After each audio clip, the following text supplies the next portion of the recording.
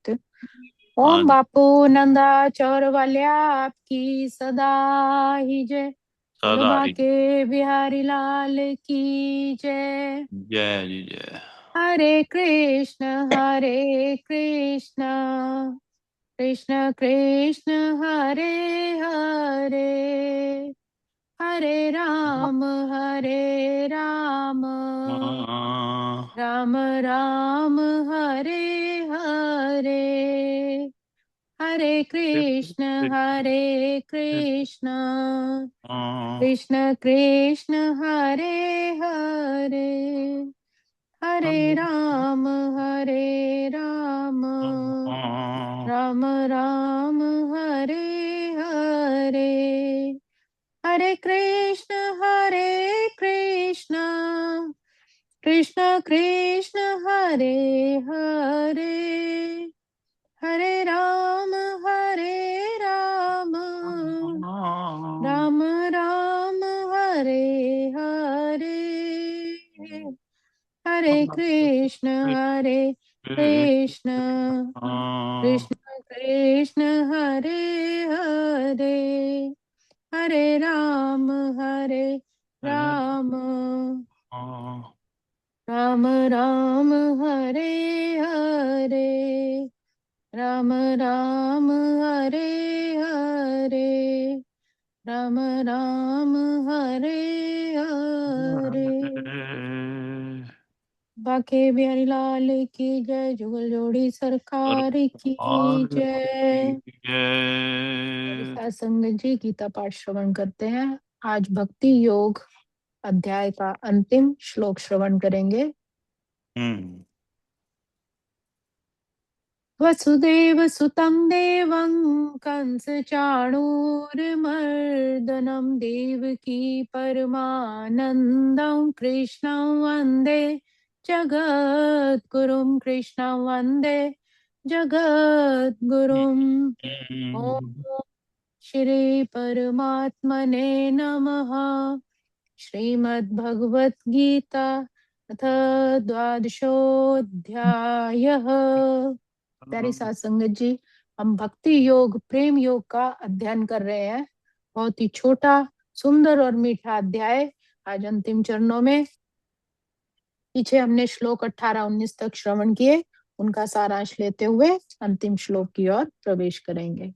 तो पिछले श्लोक में प्रभु ने अपने मुखारविंद से उपदेश दिया कि जो मित्रों तथा शत्रुओं के लिए समान है, जो मान तथा अपमान, शीत तथा गर्मी, सुख तथा दुख, यश तथा अपयश में सम भाव रखता है, अर्थात समता वाला भाव रखता है, जो दूषित संगत से सदैव मुक्त रहता है, जो सदैव मौन है और किसी भी वस्तु से कुछ भी जैसा भी मिल जाए उसी में संतुष्ट रहता है, जो किसी प्रकार के घर बार की परवाह नहीं करता, जो ज्ञान में दृढ़ है और जो भक्ति में संलग्न है, ऐसा पुरुष, ऐसा भक्त मुझे अत्यंत प्रिय है। पिछले जितने भी श्लोक हुए हैं कम से कम भी 39-40 गुणों का प्रभु ने यहाँ पर एक सिद्ध भक्त की बताए हैं कि उसमें कैसे गुण होते हैं। तो यहाँ पर भी ये बताया कि जो मित्र और शत्रु के लिए समान है। अब ये उपदेश अर्जुन को दे रहे हैं जो कि युद्ध क्षेत्र में खड़ा है अपने धनुष बाण के साथ जो है। अब उसे कह रहे हैं कि मित्र और शत्रु के लिए समान, तो ये समान तो कैसे आए? अर्थात कहने का है कि जो अधर्मी है उन्हें मारना धर्म है, पर मन से किसी के लिए बैर नहीं है।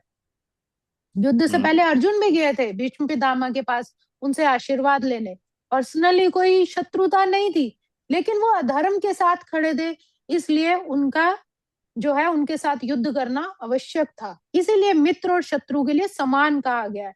ऐसे ही हमारे बॉर्डर पर जितने खड़े होते हैं सैनिक, वो अपने देश की रक्षा के लिए ही शत्रुओं को मारते हैं।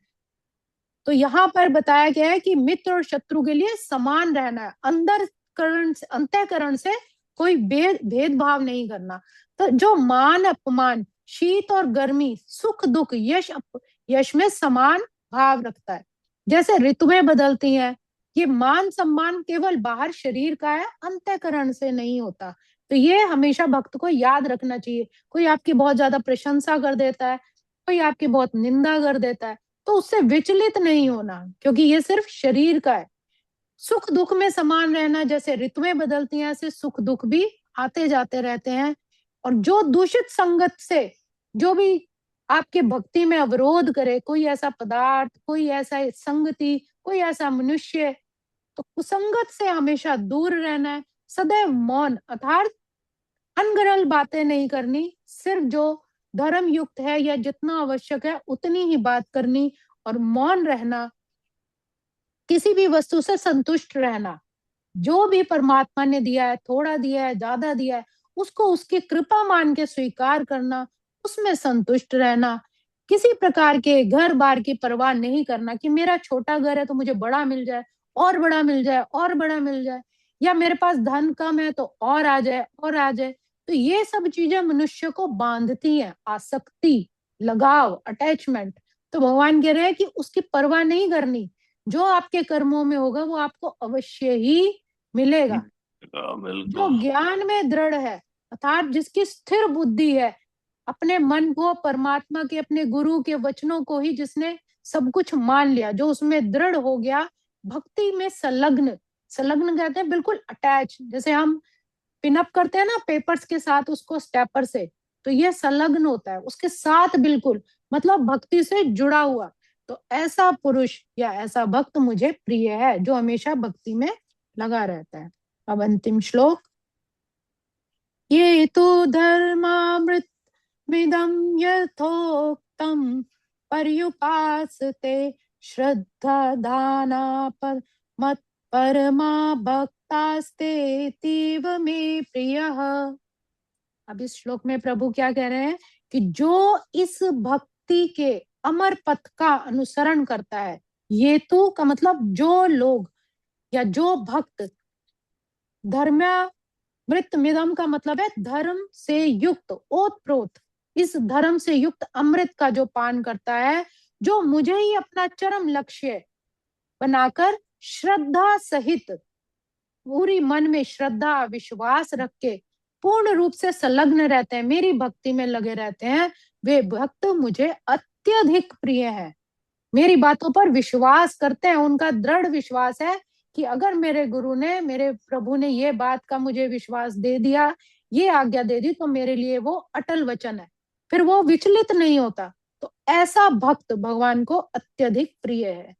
तो भगवान ने अपने पास पहुंचने के लिए जो दिव्य सेवाओं की व्याख्या इस अध्याय में की, कि ऐसी विधियां उन्हें अत्यंत प्रिय है, जैसे अनपेक्षा, किसी से एक्सपेक्टेशन नहीं करनी, दुख सुख में समान भाव से रहना, है कुछ मुश्किल, लेकिन ये नहीं है कि हम कर ही नहीं सकते, असंभव नहीं है, प्रयास करें। अगर हम अपने सत्संग में अपने गुरुओं के वचनों को भी पालन करके चले, तो भी हम समता का भाव ला सकते हैं।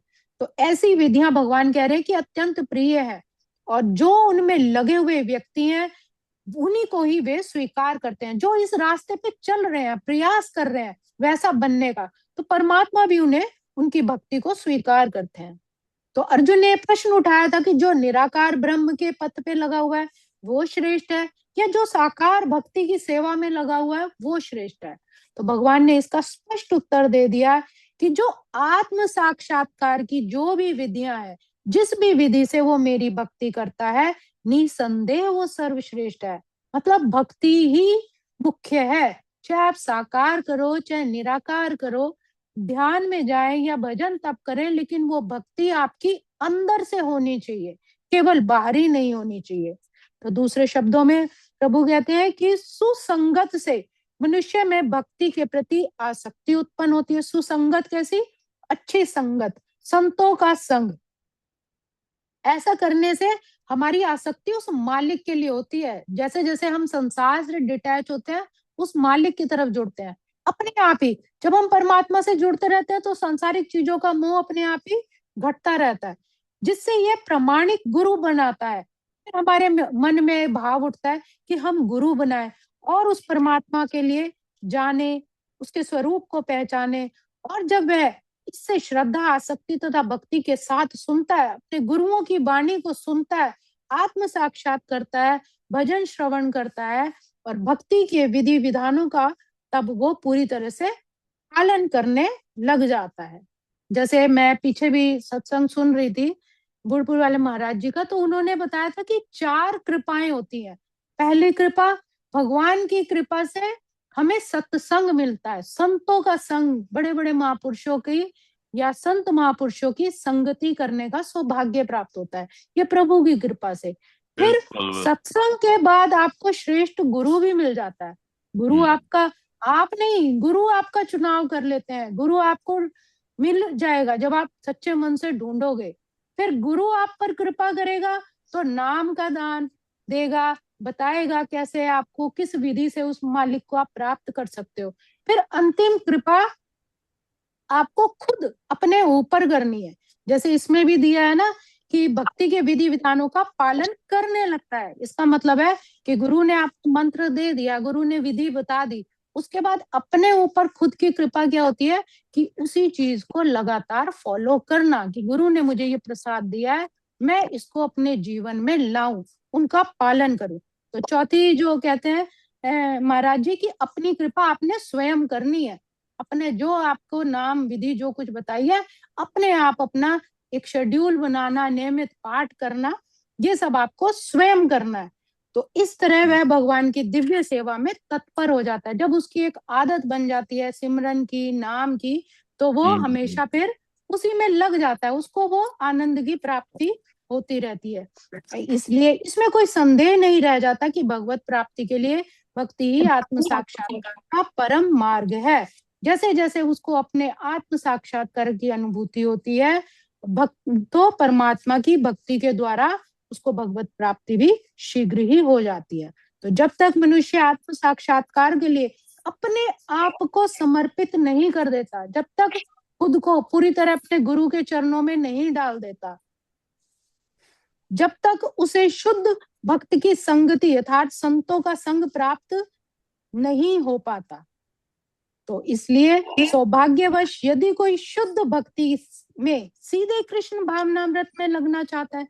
कृष्ण भावनामृत का मतलब है कि जैसे कृष्ण की भावना में लीन, जो श्री पदुपाद महाराज जी की जो भगवत गीता है, उन्होंने हर जगह वर्ड इस्तेमाल किया हुआ है कृष्ण भावनामृत, अर्थात कृष्ण की भावना में डूबा रहने वाला।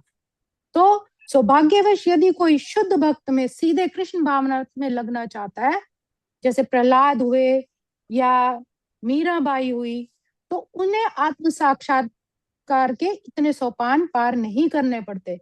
बस एक गुरु के द्वारा उनके जीवन में ही इतना उजाला आ जाता है, फिर उन्हें ज्यादा जग तप या और कोई विधि विधान की जरूरत ही नहीं पड़ती।